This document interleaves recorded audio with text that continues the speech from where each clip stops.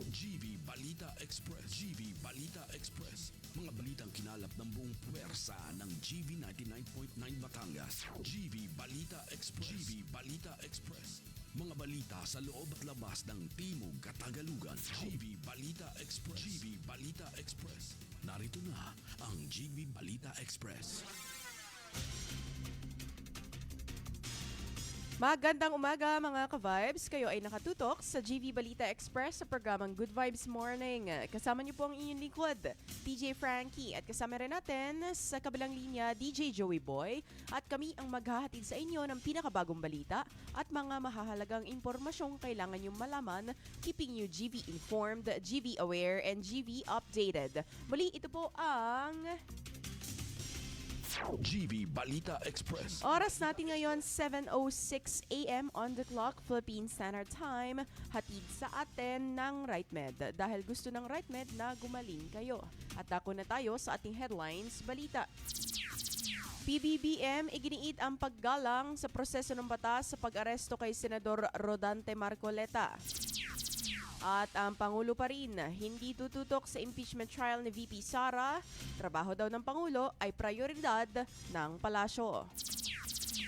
At ang Presidente pa rin inuutos ang whole of government approach sa paghahanda sa banta ng Super Typhoon.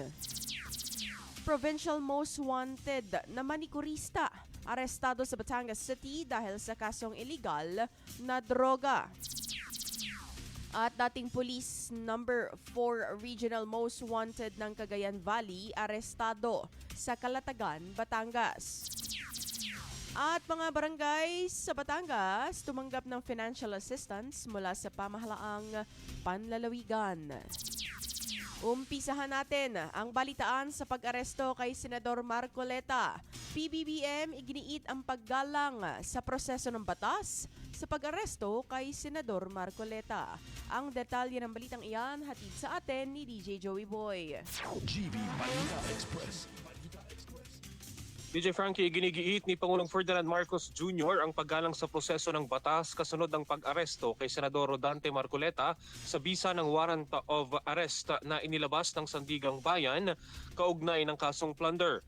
Ayon kay Palace Press Officer Claire Castro, tungkulin ng ehekutibo na ipatupad ang mga legal na kautusan ng korte at wala itong magagawa kundi sundin ang umiiral na batas. Sinabi rin ng Malacanang na nasa Senado na ang usapin kung may magiging epekto ang insidente sa impeachment trial ni Vice President Sara Duterte. Samantala, nagpahayag ang Palasyo ng Tiwala na igagalang ng Iglesia ni Cristo ang naging desisyon ng korte at susunod sa umiiral na batas habang nananatiling nasa kustodiya ng PNP si Senador Marcoleta matapos ang kanyang kusang loob na pagsuko. Para sa GV Balita Express, ito si DJ Joey Boy sa GV 99.9, your good vibes. Maraming salamat DJ Joey Boy. Samantala, ang Presidente pa rin hindi tututok sa impeachment trial ni VP Sara. Trabaho ng Pangulo, prioridad ng palasyo. Para sa detalye ng balita. GV Balita Express. Nilinaw ng Malacanang na hindi tututok si Pangulong Ferdinand Marcos Jr. sa impeachment trial ni VP Sara Duterte na nagsimula sa Senado. Ayon kay Palace Press Officer Claire Castro, maraming tungkulin ang Pangulo at sapat nang malaman niya ang kaganapan sa pamamagitan ng mga balita. Iginiit din ng palasyo na ang sinumang may kinakaharap na akusasyon ay maaaring nararapat lamang na humarap at sumagot upang malinisan ang kanyang pangalan kung wala itong kasalanan. Anila ay mas makakabuti kung personal na haharap si Vice President Sara Duterte sa impeachment trial upang siya mismo ang magpaliwanag sa mga isyong ibinabato laban sa kanya. Para sa GV Balita Express, ako po si DJ Frankie sa GV 99.9, your good vibes. At PBBM iniutos ang whole of government approach sa paghahanda sa banta ng Super Typhoon. Para sa detalye ng balita, DJ Joey Boy, pasok. GV Balita Express. Iniutos si Pangulong Ferdinand Marcos Jr. ang pagpapatupad ng whole of government approach bilang paghahanda sa inaasahang pagpasok ng isang super typhoon ngayong linggo. Ayon sa Malacanang, nakipag-ugnayan na ang palasyo sa NDRRMC upang matiyak ang kahandaan ng lahat ng ahensya.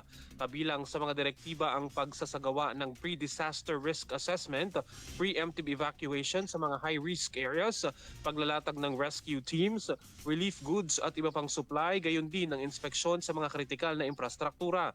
Inaatasan din ang mga lokal na pamahalaan na tiyakin ang kaligtasan ng mga evacuation center, maghanda ng mga alternatibong ruta at ipatupad ang sea travel ban kung kinakailangan upang maprotektahan ang buhay at kabuhayan ng mga Pilipino. Para sa GV Balita Express, ito si DJ Joey Boy sa GV 99.9, Your Good Vibes.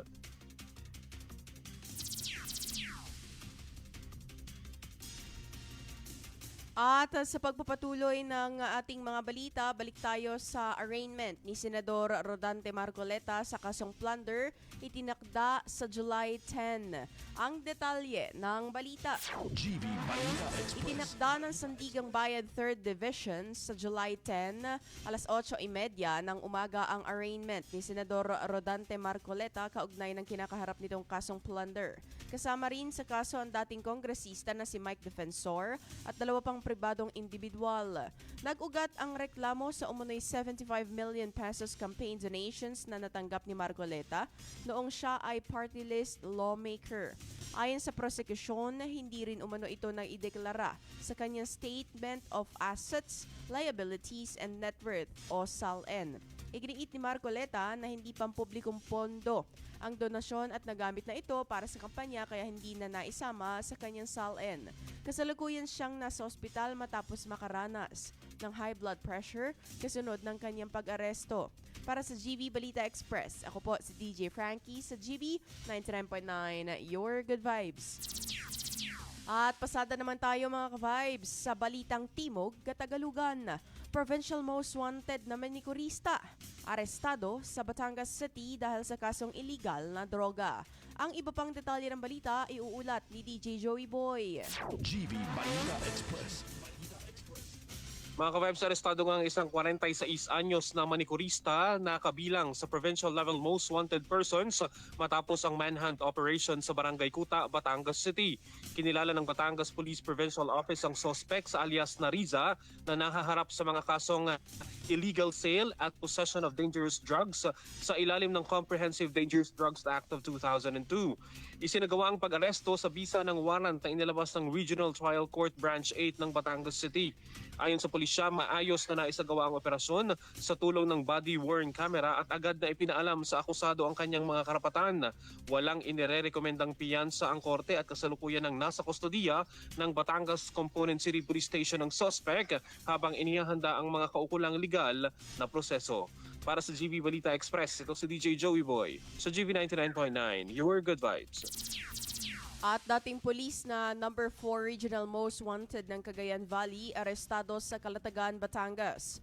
Para sa detalye ng balita. GV Balita Express. Nasa kote sa isang beach resort sa Calatagan, Batangas ang isang dating miyembro ng Philippine National Police na kabilang na sa number 4 Regional Most Wanted person ng Police Regional Office 2. Kinilala ang suspect na si alias June, 44 years old na nahaharap sa kasong murder, dalawang bilang ng frustrated murder, attempted murder at kidnapping for ransom. Isignawa ang pag-aresto ng pagsanib pwersa ng Calatagan Municipal Police Station, Batangas Provincial Intelligence Unit, Directorate for Intelligence at PNP Anti-Kidnapping Group. Ayon sa Batangas Police Provincial Office, walang inirekomendang piyansa sa kasong murder ng suspect. Kasalukuyang itong nasa kustodiya ng Calatagan Municipal Police Station habang isinasagawa ang kaukulang legal na proseso. Para sa GV Balita Express, ako po si DJ Frankie sa GV 99.9, Your Good Vibes. At lalaking inanod sa kasagsagan ng malalakas na ulan, natagpo ang patay matapos ang 4 na araw na paghahanap. Ang iba pang detalye ng balita hatid sa atin ni DJ Joey Boy. GV Balita Express. DJ Frankie, natagpuan na nga ang bangkay ng lalaking kilala sa alias na Ompong matapos ang halos 4 na araw na search and retrieval operation sa Calamba City, Laguna. Ayon sa City Disaster Risk Reduction and Management Department, nakita ang biktima bandang alas 10:25 ng umaga sa isang ilog sa barangay Cristobal.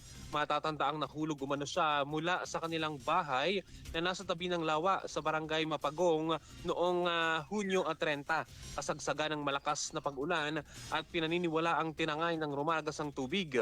Matapos ang matagumpay na retrieval, formal nang isinara ng CDRRMO ang operasyon. Para sa GV Balita Express, ito si DJ Joey Boy sa GV 99.9, Your Good Vibes. Jeepney driver, 90 days suspended ang lisensya dahil sa mapanganib na pagmamaneho sa Antipolo. Para sa detalye ng balita. GV Balita Express. Sinuspinde ng Land Transportation Office o LTO sa loob ng 90 days ang lisensya ng isang jeepney driver matapos itong mahuling mabilis at pasuray-suray na nagmamaneho habang may mga pasaherong nakasabit sa kalikuran ng kanyang sasakyan sa Antipolo City. Naharap ang driver sa kasong reckless driving at hitching. Habang ipinapalawanag din ang rehistradong may-ari ng jeepney, inatasan din ng LTO ang pagsuko ng driver's license ng suspect, pagkumpiska sa plaka ng sasakyan at paglalagay nito sa technical impound habang nagpapatuloy ang investigasyon. Muling iginiit ng LTO na pananagutin ang mga lumalabag sa batas trapiko upang matiyak ang kaligtasan ng mga pasahero at iba pang motorista. Para sa GV Balita Express, ako po si DJ Frankie sa GV 99.9, Your Good Vibes. At mga ka-vibes, dako tayo sa ating weather update. GV 99.9 Weather Update. Super Typhoon Bavi patuloy na binabantayan. Easterlies nakakaapekto sa Luzon. Ibabalita ni DJ Joey Boy. GV Balita Express. Mga ka-vibes, patuloy nga na nakaapekto ang easterlies sa silangang bahagi ng northern at central Luzon na nagdudulot ng mainit at maalinsangang panahon at posibilidad ng mga pag-ulan sa hapon o gabi, lalo na sa mga lugar na nakaharap sa Dagat Pasipiko. Samantala, mahigpit pong binabantayan ng mga otoridad ang Super Typhoon Bavi na nasa labas pa rin ng Philippine Area of Responsibility. Sa ngayon ay taglay na ng bagyo ang lakas ng hanging aabot sa 195 kilometers per hour at pagbugsong hanggang 240 kilometers per hour. Bagamat wala pa itong direktang epekto sa bansa, pinapayuhan ang publiko na manatiling alerto at subaybayan ang mga opisyal na weather bulletin para sa mga susunod na update. Para sa GV Balita Express, ito si DJ Joey Boy sa GV 99.9, Your Good Vibes. At ako naman tayo sa ating Good Vibes Balita. Mga barangay sa Batangas tumanggap ng financial assistance mula sa pamahalaang panlalawigan. Para sa detalye ng balita. GV Balita Express. Namahagi ng financial assistance ang pamahalaang panlalawigan ng Batangas sa ilang barangay sa lalawigan ng pangunguna ni Governor Vilma Santos Recto. Isinagawa ang pamamahagi ng mga tseke sa Provincial People's Mansion sa Capitol Compound, Batangas City bilang bahagi ng patuloy na suporta ng pamahalaang panlalawigan sa mga proyektong pangkaunlaran ng komunidad. Kabilang sa mga tumanggap ng ayuda ang Barangay Banjo East sa Tanawan City na 200,000 pesos, mga barangay ng Pinagbayanan at Pinya sa Taysan, tig 70,000 pesos, Barangay Gimalas sa Balayan at Sangguniang Kabataan ng Barangay sa San Juan sa Alitagtag na tig 20 pesos. 20,000 pesos. Ayon sa pamahalaang panlalawigan, layunin ng programa na palakasin ang kakayahan ng mga barangay at suportahan ang kanilang inisyatiba para sa kapakanan ng kanilang mga nasasakupan. Para sa GV Balita Express, ako po si DJ Frankie sa GV 99.9, Your Good Vibes. At yan ang kabuuan ng ating balita ngayong umaga. Binabati natin si Nathan going to school today. God bless you. At ang balita natin ay hatid sa atin natin ng Lipa Medics Medical Center. You may follow them on their Facebook page, Lipa Medics Medical Center, their Instagram at Lipa Medics Medical Center, and you may check out their website, lipamedics.com. 7:19 a.m. on the clock, Philippine Standard Time. My name is DJ Frankie at nakasama natin DJ Joey Boy on the other line, keeping us GV informed, GV aware, and GV updated. Manatiling nakatutok sa the most influential Good Vibes radio station. Ito po ang GV 99.9, Your Good Vibes. GV Balita Express. GV Balita Express. Mga may init na bagong balita.